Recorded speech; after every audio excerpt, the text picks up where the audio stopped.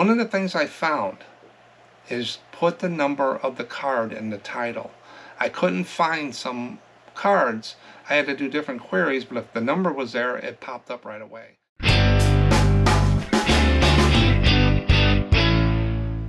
Welcome back to SMPostcards. Today, I have the normal stuff. I got what's sold. I got about 15 items that I sold in the store. We'll go over that real quick in the beginning, and then we'll get to the special topic of one card that I didn't really know much about. I know when I see them, but I didn't know the history or stuff like that. So I thought I would dig into them and learn a little bit more, and that's Roosevelt Bears. Now those sound really important, but I think you'll be surprised how maybe not important they are. And we'll get to that after what's sold. And then I put a poll out on a Saturday, and I wanted to see if anybody's done what I've done. Will you change a price to keep it under $20 to use eBay standard envelope?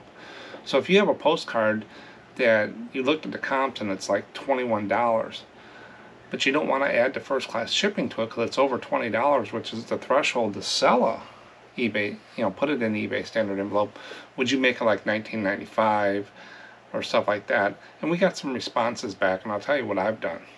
And then I always stick around to the end. There's always viewer comments. These are comments from long-term sellers, new people, and I go through those and how I answer them in my opinion. And it's not just me talking up here, it's the people in the channel that view it. But let's go ahead and get started on these what's solds, and I'll get through them pretty quick. Remember, it's about the variety of cards that sold more than the dollars. And dollars are important, but it's the number of cards that I'm putting through the SMPostcards store is what is more important to me. So the first one that sold, this is the Pier and Beach, Old Orchard Beach, Maine. This is a white border card, posted 1942. Old Orchard is not one of those beaches that do a lot for me. So this sold between $4 and $5. A couple multiple orders today. This person bought 2 cards for $8.26, and they're of the same ship but different views. USS Waller, DD66. These are just those prints on the lighter cardstock. So there's 2 different views of the same ship. So he was probably on the ship, his father, or whatever. So that was $8, $9. Next is another one. This is a submarine, US Scamp. I'm sold out on these cards. On here, he bought just a picture of the submarine that's going through the water, and that sold $4 to $5. Now this gentleman, I did converse back and forth in one of the few messages that I looked at, and he was asking some questions, and I gave him a coupon to get some money off, and he ended up buying 6 cards for $32.33. And we'll go through these. A lot of these are the Texas cards, and they're filler cards. I bought a whole white box of about 800 to 1,000 like Texas Chrome cards. And what I use those for is their minimum research, if any at all, and they go to $4 to $5 and they just sell. They fill the gaps, and people buy them. And like this gentleman bought 6 of the cards. So the first one here is the Restaurant and Riverboat, San Antonio, Texas. There's a river that goes through San Antonio, is what I've seen. And this was posted in 1969, Chrome card. This is the Skyline of San Antonio. These skylines always do pretty good on there. Next one is Hot Wells Bathhouse, San Antonio. If you see the trend now, it's all San Antonio. It's a divided back card. So he was shopping in there. This is a really neat card with the sign up here. This is Houston Street, San Antonio, Texas. Look at that sign. So he picked out some really good cards. This is a linen card. Then this is the Landmark of San Antonio, Texas. It's located in Brackenridge Park. It's a monument. Chrome card, unposted. And the last one is the beautiful Sunken Gardens and Sky Ride. Anything with sky rides, zip lines, zeppelins, airboats, stuff like that, do pretty good. It's just a park. So he got 6 of these cards for $32.33. Next one is a zoo in San Antonio, Texas. And if you notice, that's another Texas one, those filler cards. I've been putting those up lately and just pushing them out. And that's what it does. It brings in the cash flow. So you got to have more cash coming in than going out. It is my simplified version of cash flow, and this is what fills those gaps, is filler cards while I'm looking at some of the higher price ones. This one, next one, is USS Oshnet Wago-167, $4 to $5. Next person bought 2 cards, and this is of the same boat. This is the Warden, USS Warden. It's those prints that they printed out, nothing on the back. These are a continental size, so they go on the sleeve, but they do fit an eBay standard envelope, Echo Swift envelope, and it does go. And that's sold.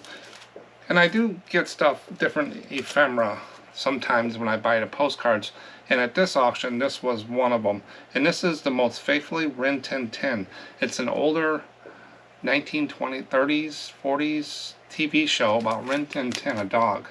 And this is a signed thing. I don't usually do much with autographs, but it says, Most Faithfully Rin Tin Tin, Lee Summerkin, Master and Friend, 1931. So it was signed by the master, not the dog. And this sold for $25.65. I did put it on a board and put a sleeve on it, and it will be shipped in one of these envelopes that fit these, and it will go first class on there. So that's how I ship those. These are just envelopes I got that will slide in. It's got a little bit of cardboard, and Rin Tin Tin will be packed and shipped in that. So that's all the cards. What was my total? So I had 15 items, total of $103.31. My average sale price is $6.89. So that's still going up for the year. So I'm still going up on the average sale price. I wanted to sell 14 items or more a day. I did that today, and I want to be over $70 a day. $70 or over. $70 is the minimum that everything's based on in my store. So if I have downtimes, I'm not worried about it, because I based and reduced my expenses to be able to run a healthy store with some money in my pocket at the end of the month at $70 a day. That equals about $25,500 a year in gross sales, and it puts in my pocket about $1,000 a month if I do my minimum. And I'm already over that. So I'm over the $70 above the average sale price, and today I'm above 14. I'm at about 13 cards right now. It goes between 12 and 13 and 14. I haven't been able to stay at 14 for the year to date, but it is getting there. I'm starting to see a little bit more headway with the sales. But remember, getting sales is harder than reducing expenses. So you want to keep your overhead down a lot on your buying, your materials, stuff like that. Now I just went out and bought a couple thousand of these Echo Swift mailers, because I usually stock up every once in a while. When it gets down to one stack, I order some more. And some people say, well, the shipping's slow. Well, if you need these, make sure you do it like 2-3 weeks before you're going to run out. It just seemed like it took longer. I don't order them that often, so I can't really remember. I order them every couple months, and this one seemed like it took longer to get here to order. They did have them. It's not like during the lockdown where we couldn't get them. They do have them, but it just seemed like it took a little longer.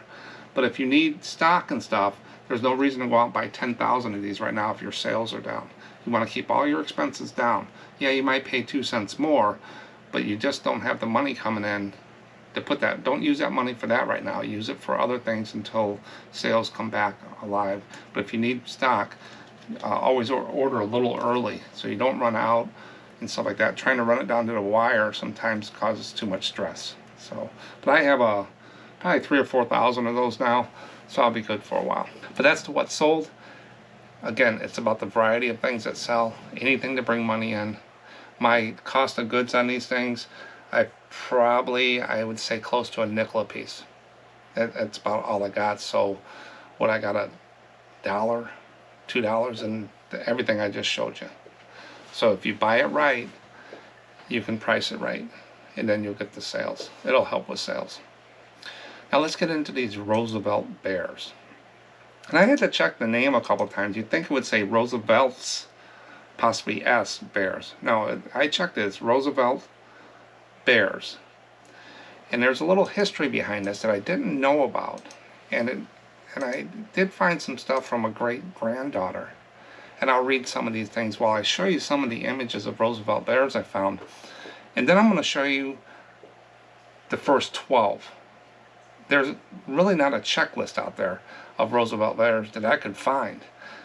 And we'll get into that in a second. I'll show you which one to look for and stuff like that. There was an author, Seymour Eaton, who in 1905 began to write and illustrate weekly newspaper publication. Two of Eaton's illustrations were of anamorphic bears. So anthropomorphic animals is animals acting like humans. The names were Teddy B and Teddy G. Now that's important with those names, Teddy B and Teddy G. A parody of Theodore Roosevelt and his adventures. So President Roosevelt. These bears from Colorado wanted to travel and investigate the human society. So that's the anthropomorphic part of it. They want to act like humans. This went along with the teddy bear craze, which began in 1902 when it was popularized by that Roosevelt saved a bear his staff tied to a tree for a sport. So we'll get into that in a second. The Roosevelt Bears, originally produced in 1906 and 1907, and V. Floyd Campbell was the illustrator for the original 1906 postcards, and R.K. Culver illustrated the original 1907 postcards in the series. In 1902, President Roosevelt went on a hunting trip in the South. His staff thought they were being helpful by capturing a young bear and tying it to a tree for President Roosevelt to easily shoot. President Roosevelt refused such an unsportsmanlike shot and ordered the bear released. The story was thoroughly covered throughout America, and the teddy bear craze was born. The name teddy bear was not used before Eaton's newspaper publication, so that he's kind of like the one that coined that phrase. Was Seymour Eaton was Teddy Bear, because he did the publication for that. So teddy bear was not really used until these bears came out, Teddy G and Teddy B. In 1905, Eaton began writing a weekly newspaper for children starring two friendly anamorphic full-size bears who came from the wilds of the Colorado explorer civilization. The bears' names were Teddy B and Teddy G. One was black or brown and the other was gray, from favorable coverage of Teddy Roosevelt in the newspapers about the teddy bear thing. I found an article from Seymour Eaton's great-granddaughter, and she said the color plates that from the teddy bear books that were lost during the First World War were scrapped during the war because all the metal, so they were lost, so there was no plates on there. Today, the vintage Roosevelt Bear postcards are sought after by collectors, and their value can vary depending on factors such as rarity, condition, and desirability of specific illustrations. And that is in common with a lot of postcard series. The lower numbers of the series almost always do better and harder to find. But with these, I find the average is $5 to $12 average across all the numbers. So it doesn't seem to me so far, what I've seen, that there's a number in the series that's better. Now there was one I couldn't find. I think it was 21 or 23. I tried to get a checklist together, but there are just so many reproductions of these. These are in public domain now, these Teddy B and Teddy G illustrations and stuff, and there are just all these different postcards out there, and I just couldn't decipher really some of the original ones compared to the other ones. It was a lot of them that were just didn't look like the ones I'm going to show you here in a second, the first 12 in the series, that I think would be the ones that I would want to get. But I couldn't find a checklist. You know, a lot of times I can go out there and say Roosevelt Bear checklist and have a list or some kind of database that has all these. It's just hard. I didn't see one. If anybody knows more about these bears postcards or have a checklist or somewhere, you know, put it in the comments so we know. But I kind of scoured the internet and looking for things on this. But I did come up with 1 through 12 in the series that I think, and I'm going to show you on these slides, 3 per slide. So the first one's here is down at the bottom. You'll see it says number 1, number 2, number 3, and then the name. But that's Teddy B and Teddy G, and they're doing different things. Now the one with the right, all the way to the right there, him sitting up there, you'll see that in the pricing. That one seems to do a little bit better. Then 4 through 6, they're in different more poses and stuff like that. And then you got they're doing other things too. They're out fixing the car, reading a book, getting dressed for the rain with their rain suits on and stuff like that. So those are the cards that look like this. They have it at the bottom on there, the number and the date. Those were easier for me to look at. Now, I don't remember ever listing any of these or getting any of these, but I don't see them that often. They're not that hard to find. You can go out on eBay or whatever and find these Roosevelt Bear postcards. You know how I look and see what's good or bad, not just how I feel or think they're neat. That's one thing I look at, but I really look at sell-through rate to really give me the data. And how I calculate sell-through rate with postcards is I just go out there on eBay and type in postcard Roosevelt Bear. And I had to take out a few things because I kept getting President Roosevelt and stuff like that, but I put postcard Roosevelt Bears. And it came up pretty clean, not too bad. So I take the solds, then I take the list and number that eBay gives me. I times it by 100 to get a nice percent, and I round up or round down. And these postcard Roosevelt Bears, there was 34 sold, so they're not big sellers, and there's only 419 listed. So there's not a lot of them out there. If you got a really good batch of these, you could probably get into that market a little bit, but they're 8% sell-through rate. So how does that stack up? You don't want to put these, you want to do postcards to postcards, not postcards to toasters, or postcards to bread makers, or postcards to DVDs. So I went out there and I found some other like novelty little series cards. So postcard to button face, those are the postcards with the button face.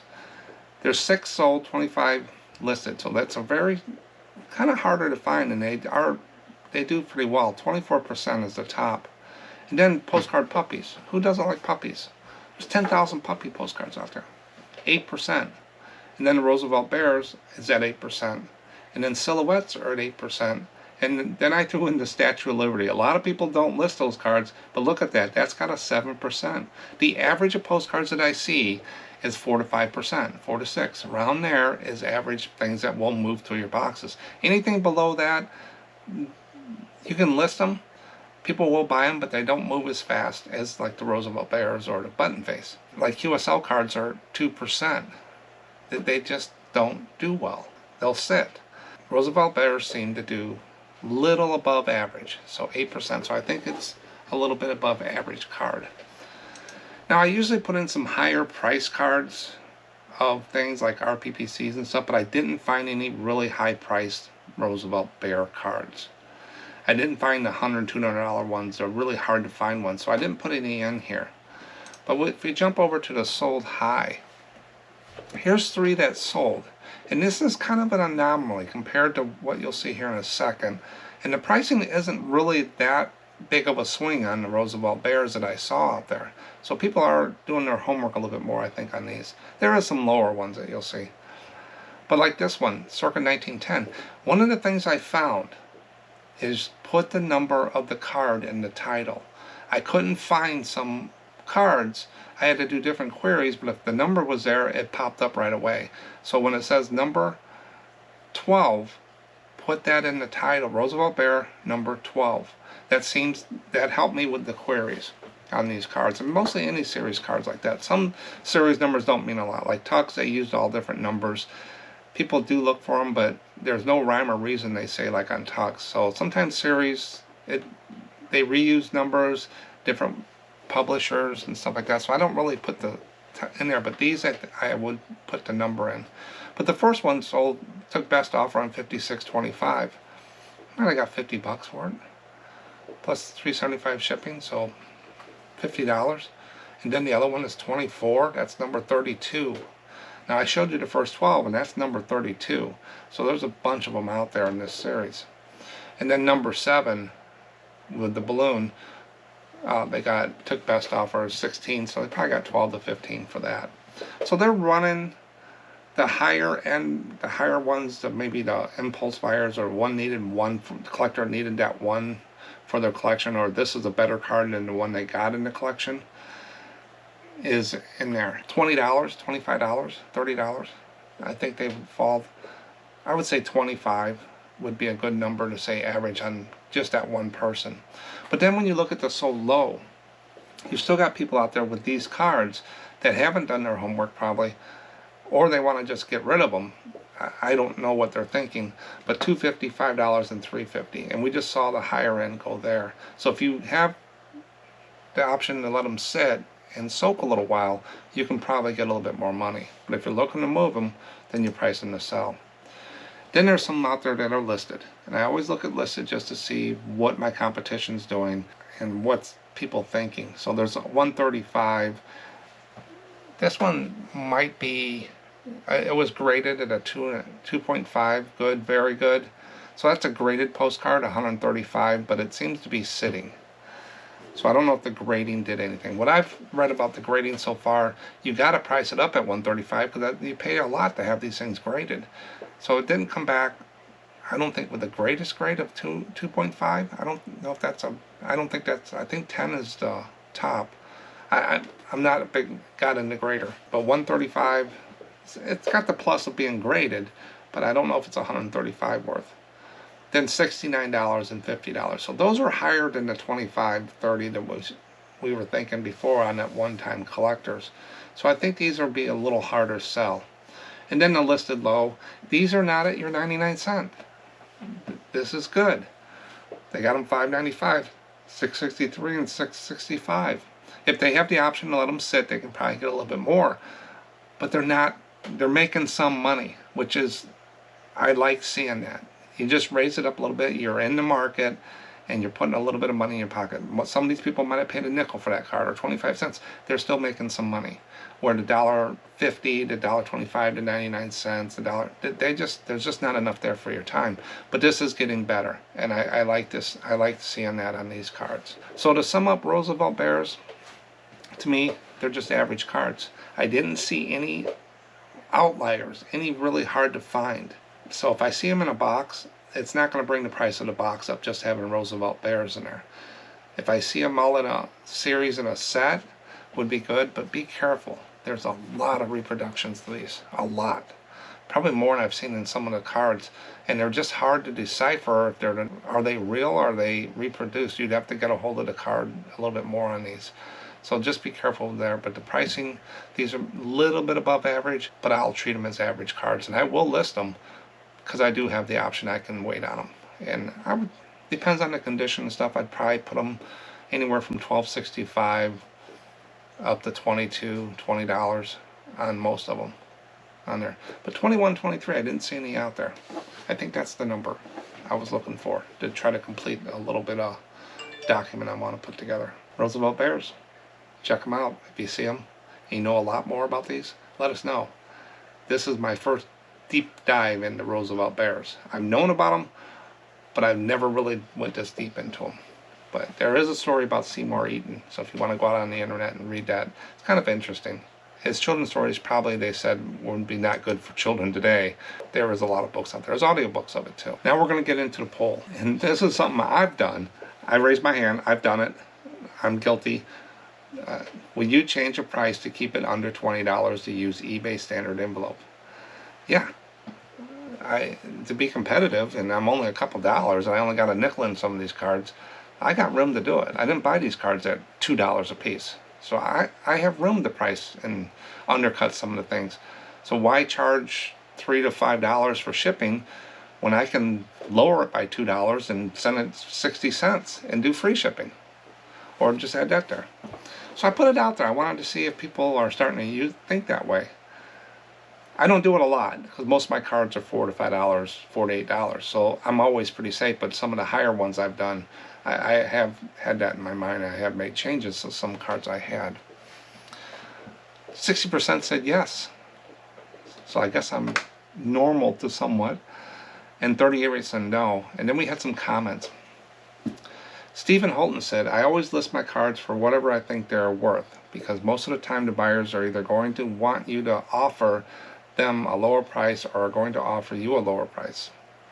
You have to give a perceived value of any item or make the buyer think that is what it's worth. Yes, perceived value. I think Julie said something about that, oh God, a year ago in a thing, but she talked about perceived value at one time. Julie Norman has a web, sells postcards and ephemera as well. But perceived value, if you put something up for 99 cents, people are going to say, what's wrong with this? If you put it up for $6.99, they're going to say, oh, yeah, put that in there. You put it up for $60, they'll say, oh, that's way overpriced. So what is the value?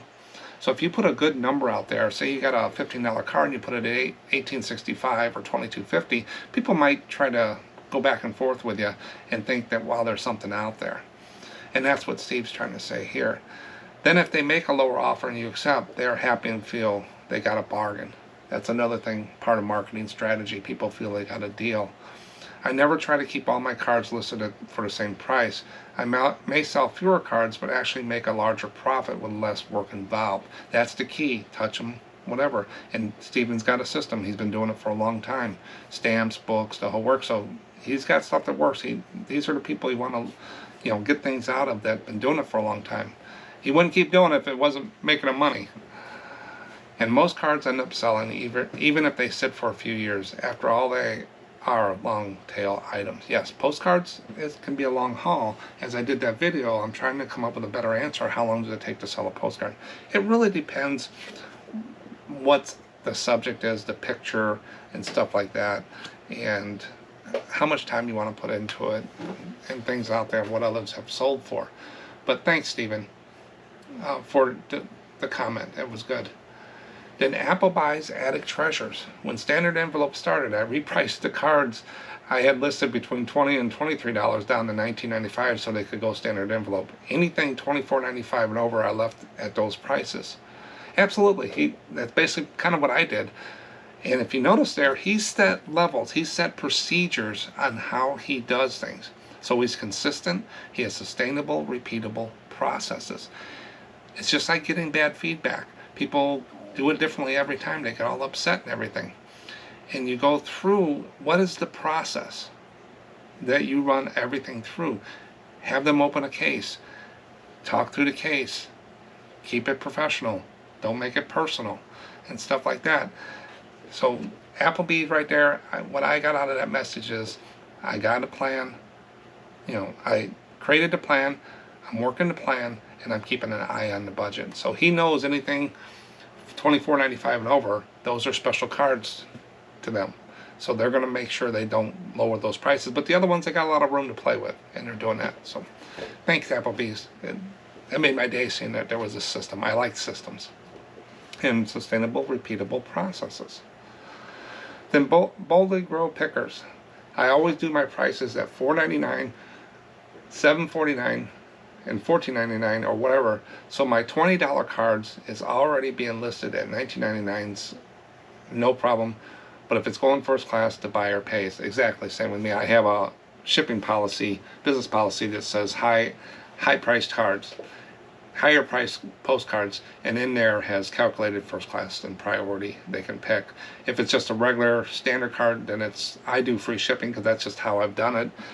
There's no, I don't think it gives me much in there, but it just makes it easier. It's how I started, and so instead of going back and try to change everything and keep up with all that, I just let it go. I just bake it into the price. But when I first read this, I sent him a message back. I said, laughing out loud, at first I thought you said you're selling your cards at 49 cents. And somebody else read it the same way. And if you reread it, it's not that. It's written correctly. It's just when you do a real quick glance through the messages, what's he selling these cards for 49 cents? And no, he's saying that he doesn't price right at $20. So if he has a $20 card, it's going to be $19.99. But it kind of caught my eye, and I kind of laughed in the beginning on there. So thanks, Boldy, and thanks everyone. These polls go out every Saturday morning between 8 and 9 Central Time. And if you're subscribed and you hit the bell icon, and you can subscribe by hitting this little thing in the corner over here where the arrow is. It's just real easy, doesn't cost anything, helps the channel, and you should get notified that when I put these polls out. And I do other things in the community tab. The other day I found a movie on YouTube about the Flatiron Building in New York. And we've all seen the Flatiron Building in New York postcards probably. And it just tells a little history about it, so you have a little history behind the card. When I see things like that, or I put something out there, I try to put a couple things a week out in the community. So if you're subscribed, you should see those. and interesting information. And if anybody sends me anything, like a card that they sold for really good money, and it's something you want to look for, send it to me. I'll put it out on the community tab. We're all in this together. That's the word community. So send it to me in email at contact@SMPostcards.com and say, here, put this, here's one for the community tab, Mark, when you get time. It doesn't take me long to put them up at all. And if you have something for the polls, a question that you want answered, send that also to contact@SMPostcards.com. I can always squeeze it in. Might not be right away, but I can always find a place for it, and I'll let you know when it goes off. Thanks everyone for participating. The comments and the participation has been great on the channel. Viewer comments. These are comments come from email, or they come from YouTube and stuff, and I just randomly pull them. I wish I could put all of them up here, but it would just be too long of a video. So if you go out to the comment sections on the video, down in the bottom in the description, video description, it has a lot of stuff in there too, a lot of links, a lot of resources, and there's a comment section to the video. You can go out there and read what it is. And if you see something out there, feel free to comment to other people too to help out or your experiences. But the first one here was Carol, a new seller here at 79. Age, that's just a number. Age is how you feel. And I'm getting older every day, hitting another birthday soon. You know, I don't feel the age that I am. So just keep moving. They say when you stop, you rot. Just keep moving. Love your videos, but my question was not answered. And I'm sitting there, wonder what that question was. And then as she typed, I got some more stuff here from Carol. What do we do with used postcards that folks have put their addresses and phone numbers on? Cross it out or whatever. I get a lot of questions about this. The two main things I get, they say, should I wear gloves when I'm touching postcards? No. You don't need to wear gloves when you're touching these. They were made to be mailed. They're just cardboard. And they go through. If it's really, really special, you might want to put them in a sleeve in a rigid mailer and stuff. Like I got some disaster cards and Halloween cards that I keep in rigid mailers so the edges don't get messed up. That's one of the questions I get from the newer ones. And I get this one a lot too, about the privacy of messages. What people write on the back of postcards was never meant to be private, is my opinion, because the postman or anybody else can see it. If it was private, they shouldn't put it on there. Where they put private messages was in greeting cards. So you got a picture of a flower on the front, and you got a place to write a message here. It closes, and the greeting cards were made, and you put it in an envelope, and that's more private. So those are private, more private, but I would still list them. A lot of these that people have long passed, or no longer there, or the phone numbers are no good or whatever, but it's the history of the card. And no, I do not cross them out, and people should not do that. A lot of collectors frown on that. I know one collector said that he bought some postcards, and this guy went through with a black marker and marked everything out, that all the addresses, so it looked terrible, and they're just almost to a point of unsellable, because there's just no, the history of the card is part of the history of the card is what's written on the back. Now, I don't sit and read every one or look at stuff like that. I'm not one of those people there, but the ephemera search site, that's what they do too, is they go through and try to tie the genealogy and the people and some history behind the postcards, what's on there. So ephemerasearch.com, check that out. They're always looking for volunteers to help transcribe cards and put tags and stuff into their site. Kind of neat thing to do, and I have a video on that if you want to go check that out. But they're growing, so you want to get in on the start of it. They go around the country and they go to different places and bring their scanners and they scan them. I just sent them another 3,000 postcards to put up there. I sent them to Daniel on a deep. Yeah, I'm never concerned about that with there. I've had people say, well, how did you get that card? That was sent to my mother. Now, sometimes you got to look in there. Some people try to play in the sympathy to get it cheaper. I've had a few, I hate the word scammers, but some guy was trying to say, well, it's personal to me and stuff like that. I believe everything people tell me until I don't. Thanks, Carol. And you got any more questions, Carol? I know you're new to it. Just ask away, and we'll try to get anything you want. And every question, we've probably seen it before, and it's part of the process. Whenever you start postcards, it's about a 6 to 8 month grind to kind of go up and learn the errors of postcards, what to do with them, how to ship them, you know, how to list them, what's the best way, how to take pictures, do I need a scanner, do I have a, What's eBay standard envelope? It can get crazy in the beginning, but once you get over to the top of the hill with the basics of selling postcards, it's kind of more easier going. And there's so much you'll never learn what some people have done for 30 years. You'll never learn in 6 months what people have done in 10 years. There's so much. Like the Roosevelt Bears. I never dug into those. Now I know a little bit more about them. Doing these videos helps me out so much when I'm looking through a box of cards, that if I see something that I've done a video or know a little bit more about it now, do I remember everything nowadays? No. So I'll go back and rewatch it or something, or bring up my document on and say, yeah, that's what those are. But yeah, just keep answering the questions. Thanks again, Carol. Then the next one is, I keep debating going back to charging $3 shipping for first class. My top rated seller status is already in jeopardy, so I don't know if it's worth using the eBay standard envelope, but I also don't know if people mind paying that much for shipping on postcards. I'm fairly new. So we have another new person here asking the question. Everybody goes through this. Should I charge for shipping? Should I not? Is that why my sales are down, or is that why I'm making more sales? Not one thing is going to get you to sell, but one of the big things is price. But I did a video about prices. You can overprice or underprice. That's the perceived value Stephen was talking about. Overpriced, people are going to find other ones. You're not going to be in search and stuff like that. But there's 7 to 9 million postcards at any given time on eBay.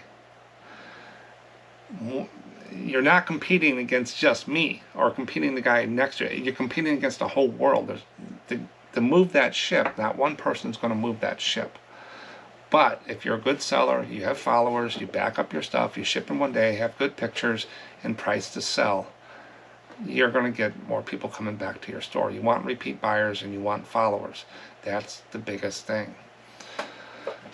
Now with the shipping, how I started, I had a toy store and I was selling postcards, and I wanted to keep the top rated there with the toys. That's a very saturated market as well, and I thought it, like you, I wanted that badge of honor, the top rated, and a little bit, and those prices were a lot higher, so the 10% on final value fees did mean a lot more than it did for me on postcards. But I was putting, $3 to $4 or $5 first class shipping on there, or $3 shipping. I played around. People weren't buying them because they can go out and find a $4.99 card free shipping, or $4.99 60 cents. And here I am. I wasn't competitive, so I created a new store, SMPostcards, and moved everything over there. I had to relist everything on there, and I went free shipping. That's how I got into free shipping, and just move them. I just buy them right. So I think it's hurting your if majority of postcard seller nowadays are using eBay standard envelope. It does have a little bit of tracking, not just a stamp and label like we used to.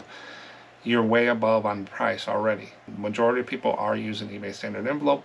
To me, unless it's a very, very high price cards or very hard to find or something special, doesn't warrant the extra $5 for the $3 for shipping. You're going to sell, I think you're going to sell more if you stay with the eBay standard envelope. Now, thing about top rated status, I didn't have that for years on postcards. We just used a stamp and a label, no tracking, so I was above standard. And then when the eBay standard envelope came out, we got tracking, and then we got top rated. I didn't really see that much of a difference. I almost lost it one time. I did lose it, but they gave me a 30-day grace period. But remember, eBay standard envelope, you're not going to get an acceptance scan like packages. It's not as robust. There's going to be, and I do a video every month on how it's doing.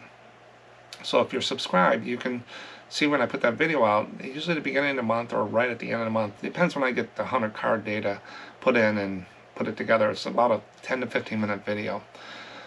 But I walk through the trend, what's going on with eBay standard. It's not packaged. You're not paying for somebody to scan it. But also, it only needs a scan somewhere through the system. Sometimes it misses, but eBay will reevaluate it and it will true up. So if you're down a little bit, it might go back and check it again, and it kind of fixes itself. It repopulates the numbers after they true it up.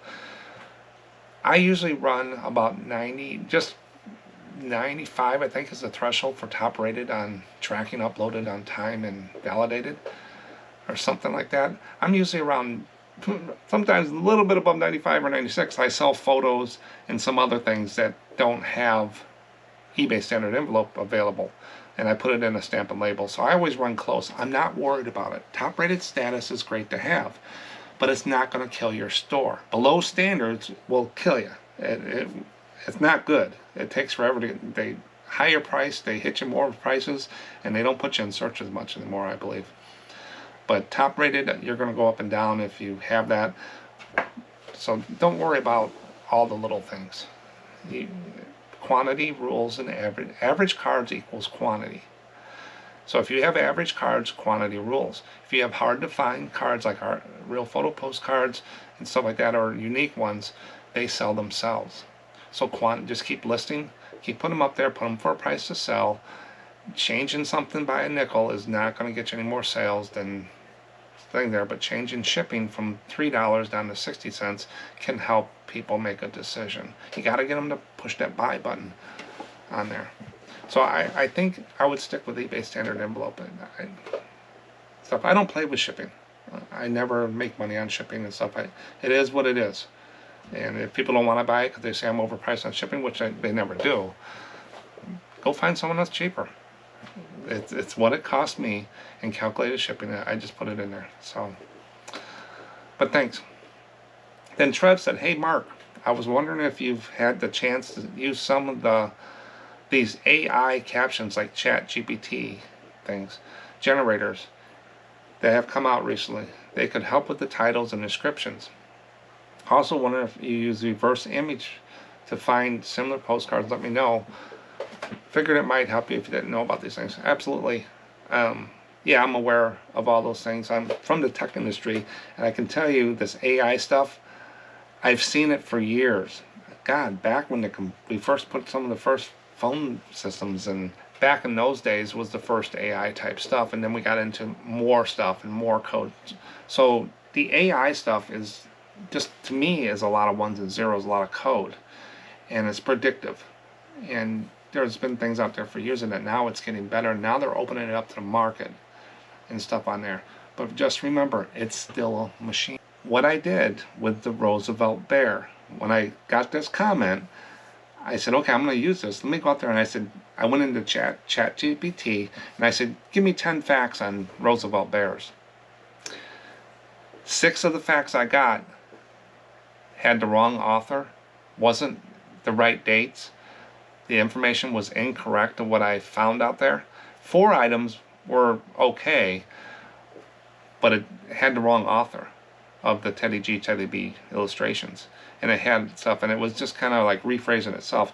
So you're rechecking the information on there. Now with titles and descriptions, my descriptions and postcards is basically I copy and paste the title in the description, and the only other thing I put in there is a tear right corner, tear top middle. It's about the only thing I put in a title in there. Now the Navy ship prints I do a little bit more because they're on lighter card stock, and I had to tell a little bit more about that on there because of some of the feedback I've gotten on those cards. They're not the card stock is the biggest issue on those cards. Not everybody reads, but I probably won't take the time for a postcard to put in ChatGPT and come back. I basically, the postcard tells you what it is on there, but it can be good for certain things. I've tried it on YouTube. It's given me examples that I can reword it. I've never absolutely used everything they gave me, but I don't use it often. It's always up on my tab if I want to throw something in there. But it's good. I think it's going to grow. I think it'll be a part of it. But people are thinking that it's more than what it is. It's all code. It's all, to me, it's all programming and stuff, and the magic's not there as much for me. But with the reverse image, absolutely. It's called Google. Just go into Chrome and type Google image, and you'll see a place where you can drag an image of a postcard, and it'll help you out. I use that probably mostly for international. Most postcard people will use Google image for that. It'll translate, and it'll also help you find some of the cards. But I'm not the big researcher. I don't go through there, but I will take the international cards a lot. Or if I have something that I think is important, I might throw it in there real quick, just to get a little bit more information. But thanks, Trev. Yeah, and don't shy away from new technology, because people don't like change, but what's coming out today might be the big thing tomorrow. Now, I don't go all in and chase the next big thing because you'll go broke. I did that for years in the tech world. That's what I did. So I always kept up with the newest things. Nowadays, if it works for me, it does. A lot of people ask me about Windows 10 and Windows 11. If I move to it. Now, my little small format PC I use over here is my test PC a lot. That's been Windows 11 ever since I was able to do it. My laptop here is not able to do it yet, and my bigger machine here, I haven't changed it, because this is where I do all my work is basically done on this system right here. What I'll do is I'll end up getting another computer, and I'll put it side by side and connect it to here and transfer stuff over, and I'll run them in tandem and make sure everything works before I do anything. That way it upgrades my main computer I had, plus I don't break stuff. My business won't go down. I'll still be able to do everything I do on there, and most of my applications have been tested on the other one, but I think I forgot the dates. I'm not in that big of a rush to do that yet on there. So, but you want to keep up with the technology. Take your patches, take your stuff. Don't be the one that, gets hit with stuff stops working because you haven't updated your system. The updates are there. You can always pull them back, and that's what it does. Roosevelt Bears. Anybody knows more about those, or is a collector of those? Give us some information, and I'll put it out in the comments. Maybe read about it on here. But thanks for watching. I'll catch you in the next one. Bye.